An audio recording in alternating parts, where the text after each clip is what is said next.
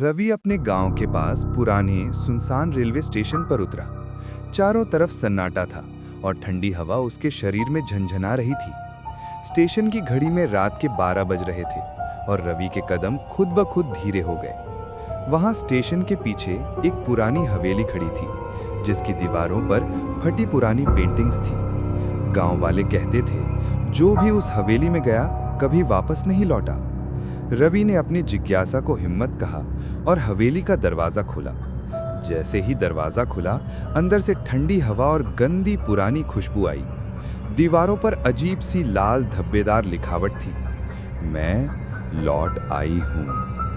मोमबत्ती की रोशनी में अंधेरी परछाइयां नाच रही थी। रवि ने धीरे धीरे ऊपर की मंजिल की ओर कदम बढ़ाए। हर कदम पर कदमों की आवाज गूंज रही थी।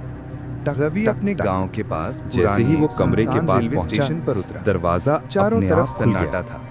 कमरे के अंदर एक पुरानी कुर्सी थी और उस पर कोई बैठा स्टेशन था। की घड़ी में चेहरा रात के सफेद, 12 बज रहे थे। आंखें गहरी काली कदम और होठों से खून टपक रहा था। वहां स्टेशन रवि का के दिल पीछे तेजी से एक धड़कने पुरानी लगा। हवेली खड़ी थी। अचानक उस जिसकी भूत ने दीवारों मुड़कर पर रवि की फटी तरफ पुरानी देखा पेंटिंग्स और थी। बोला, गांव वाले "तू कहते भी थे, अब यहीं जो भी उस रहेगा।" हवेली में गया कभी और वापस नहीं हवेली का लौटा। दरवाजा जोर से रवि बंद ने हो अपनी गया। जिज्ञासा को रवि की हिम्मत चीखें कहा हवेली की और दीवारों हवेली में का गूंजती दरवाजा रहीं, खुला। पर बाहर जैसे कोई ही सुन नहीं दरवाजा सका। खुला, अंदर से रात ने ठंडी हवेली हवा को और अपने गंदी भूतिया पुरानी अंधेरे में खुशबू ढक आई। दिया। दीवारों गांव पर वाले अजीब सुबह सी जाकर लाल देख पाए धब्बेदार कि हवेली का लिखावट दरवाजा खुला था, पर रवि लौट कहीं आई नहीं था। हूं।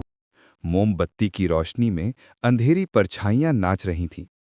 रवि ने धीरे धीरे ऊपर की मंजिल की ओर कदम बढ़ाए। हर कदम पर कदमों की आवाज गूंज रही थी, टक टक टक। जैसे ही वो कमरे के पास पहुंचा, दरवाजा अपने आप खुल गया। कमरे के अंदर एक पुरानी कुर्सी थी और उस पर कोई बैठा था। चेहरा सफेद, आंखें गहरी काली और होठों से खून टपक रहा था। रवि का दिल तेजी से धड़कने लगा। अचानक उस भूत ने मुड़कर रवि की तरफ देखा और बोला, तू भी अब यहीं रहेगा। और हवेली का दरवाजा जोर से बंद हो गया। रवि की चीखें हवेली की दीवारों में गूंजती रहीं, पर बाहर कोई सुन नहीं सका। रात ने हवेली को अपने भूतिया अंधेरे में ढक लिया।